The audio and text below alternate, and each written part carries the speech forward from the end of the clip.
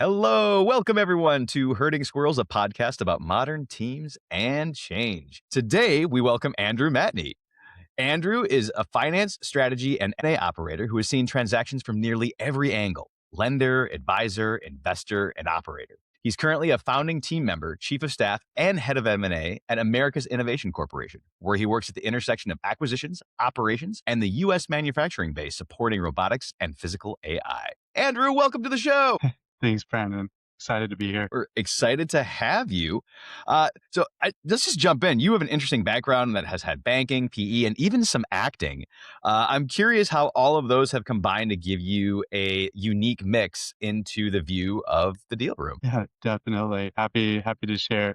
I've had a pretty non-linear path, you could say, but the common thread's really learning how to read people under pressure. So in banking and lending, you learn the numbers and the credit risk. Sell-side M&A, you learn how different buyers interpret the same company. And in PE or private equity, you learn what happens after the close when the assumptions in the model meet the reality of the business. And as you mentioned, acting, weirdly enough, reinforces the same lesson. So you could think, listen closely, watch for subtext, and understand what someone is really saying versus what the words on the page say. In a deal room, everyone has a role. If we want to keep the theme of acting, the founder wants certainty and respect. The buyer wants truth and downside protection. The banker wants momentum. The management team may be wondering whether they still have jobs. So being able to read a deal room means asking who's comfortable, who's performing, who's avoiding eye contact, who's over answering, and who actually knows how the business works.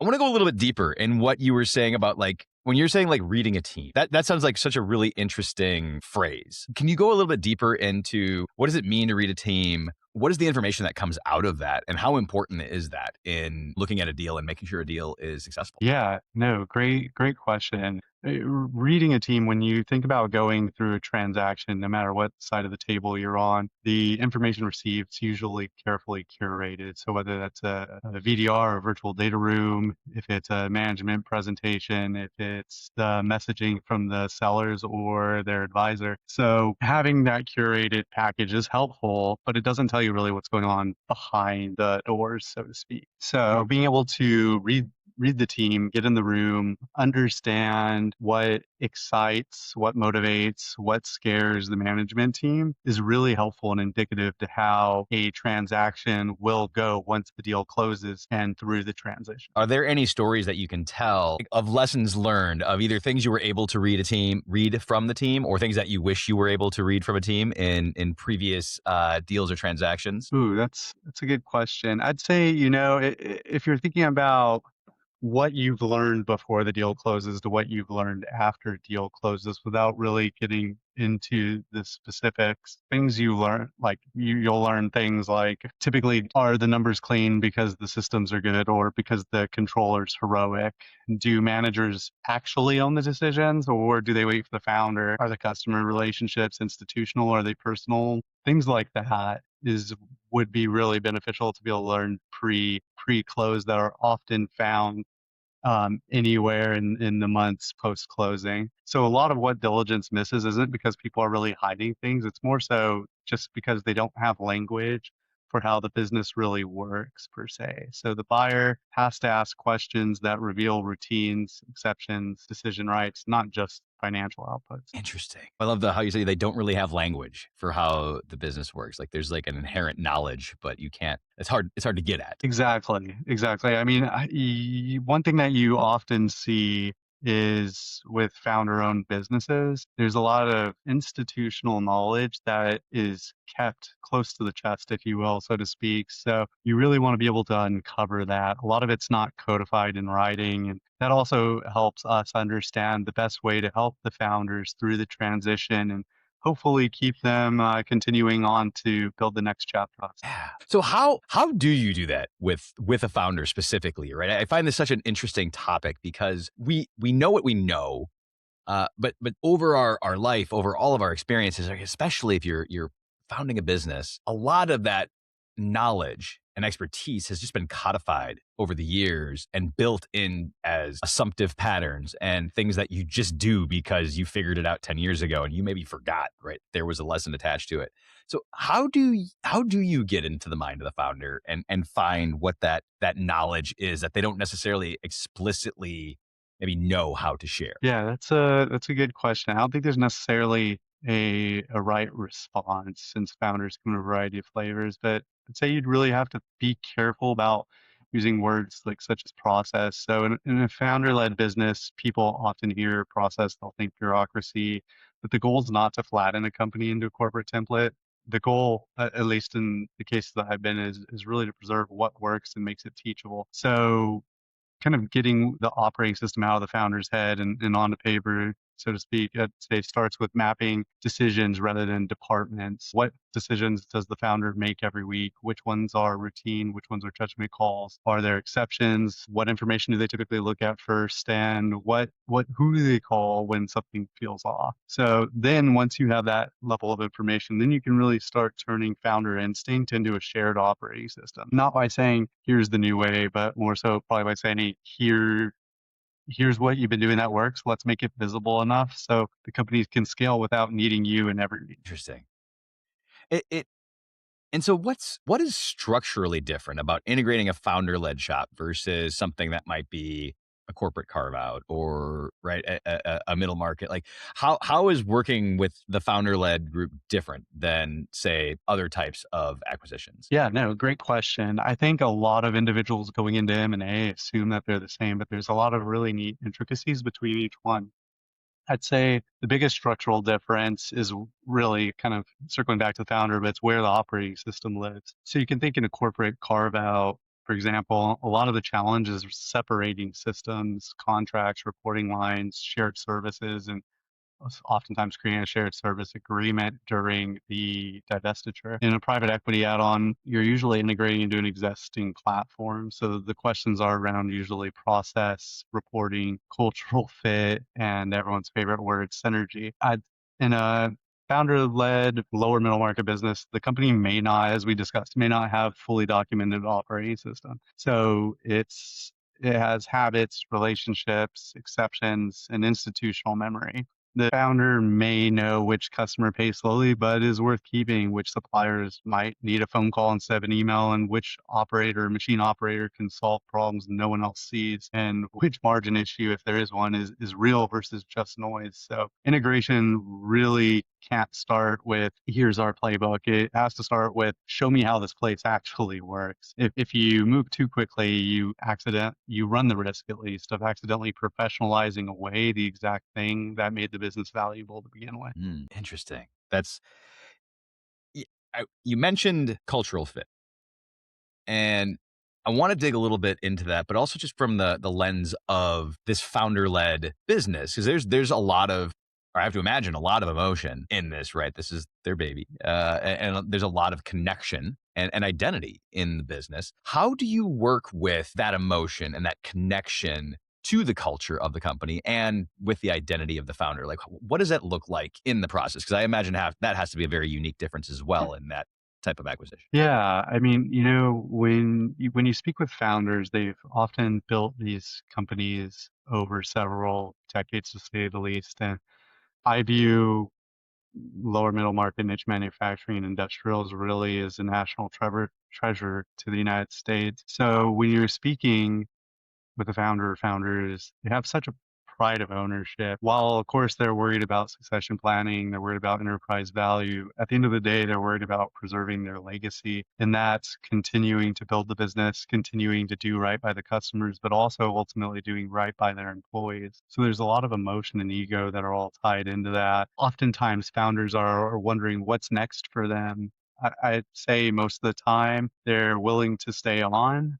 Some because they feel it's obligatory, and others because they'd like what people in M&A say is a second bite at the apple, so to speak. But when you really start to think about keeping a founder in a seat or what that next stage might look like for them, you need to separate or think about willingness versus usefulness. So a founder may say they're willing to stay, but the question is really whether they still have energy and orientation to build that next chapter with you. So in Diligence, for example, to help kind of flesh that out a little further, I typically look for a few things. First, do they light up when they talk about the product, the customer, their team, or the future? Or only when just talking about liquidity and taking chips off the table. That'll really help you understand the motivation behind why they're looking to sell or transact. Second, do they have a real number two? Are they proud of that person? Are they threatened by them? Usually not threatened, but I've seen that in one or two instances, which always adds an interesting dynamic.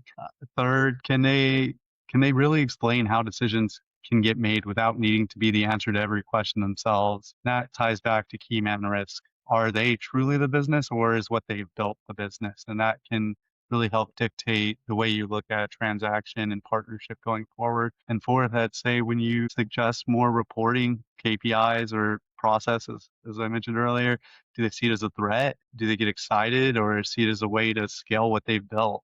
That's I think for me, ultimately, the red flag's not a founder who's tired. I think most founders are tired by the time they sell. They've been building several products, a brand, customer relationships for decades. The red flag tends to be around a founder who wants the authority of staying without the responsibility of changing how the company makes decisions. I'm curious, like, at least from your experience, what percentage of founders generally want to stay around, even for a little while afterwards?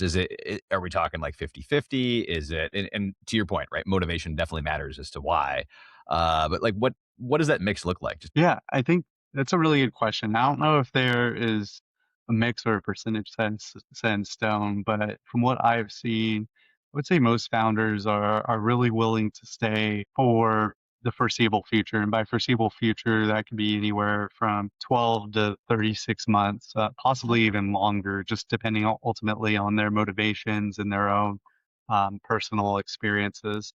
Very seldom do you see somebody who wants to transact and walk away the next day.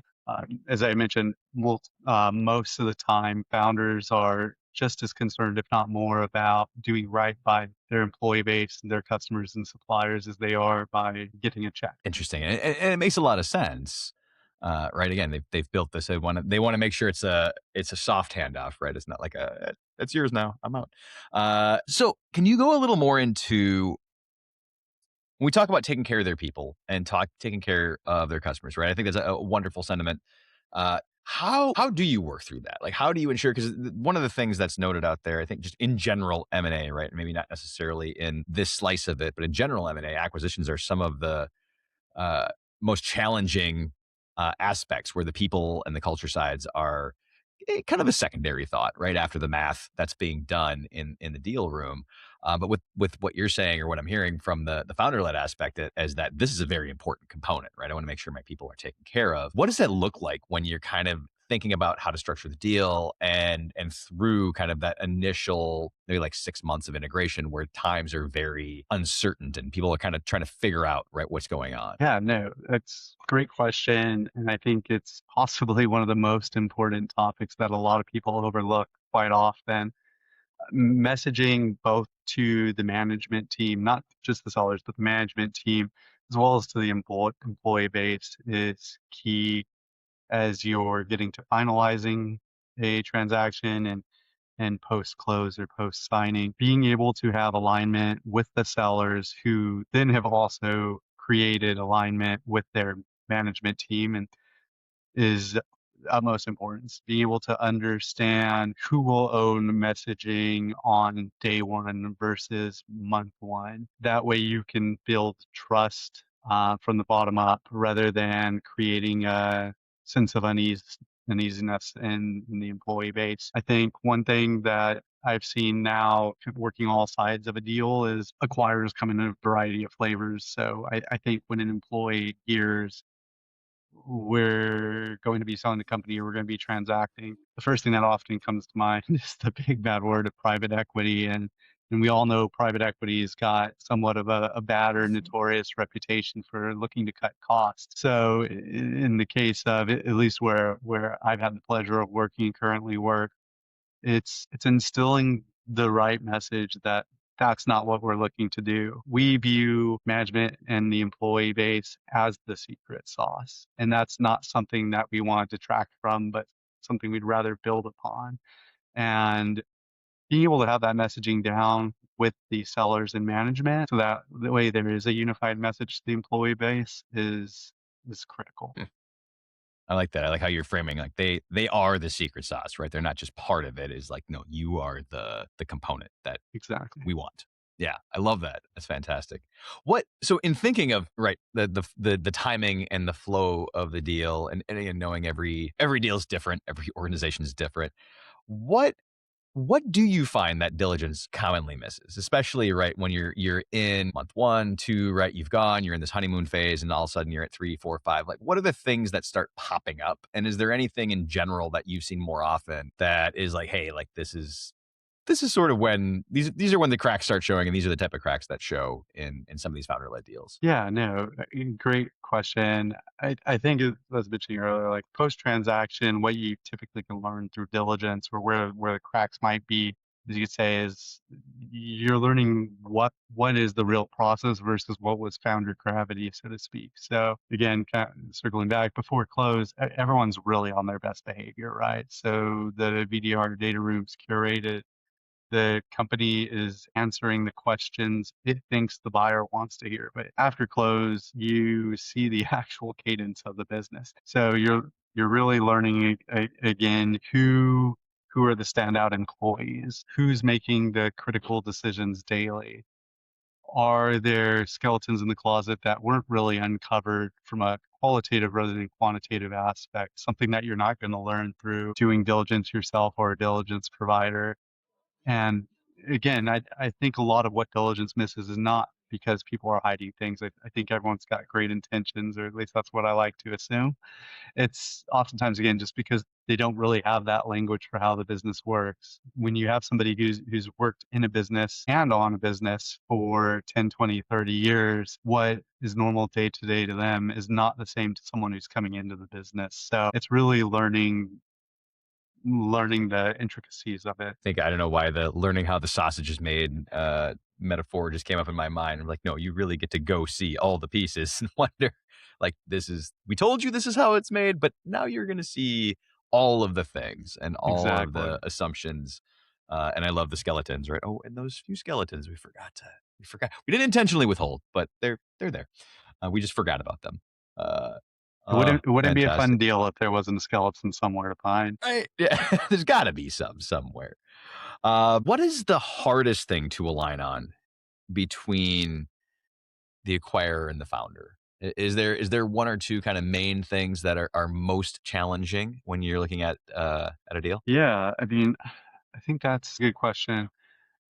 People often think it's purchase price, whether it's upfront cash or some component such as earnout, et cetera. But I'd say the hardest thing to align on is really probably decision rights. I think everyone can agree in principle that the buyer or acquirer will support the business and the founder will keep running it, presumably if they're looking to stay on. But the friction really comes when real decisions or real decision has to be made. Who approves a key hire?